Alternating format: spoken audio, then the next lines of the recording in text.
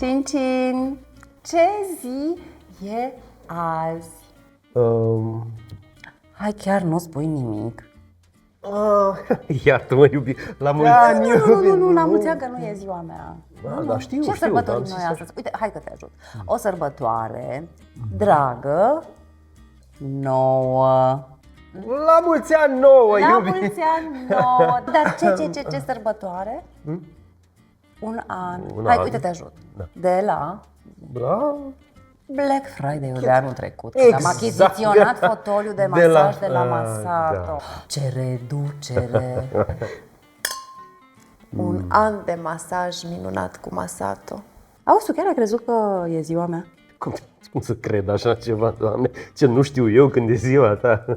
Auzi, nu vrei tu să faci un masaj până să fac eu o cafeluță? Ce idee bună!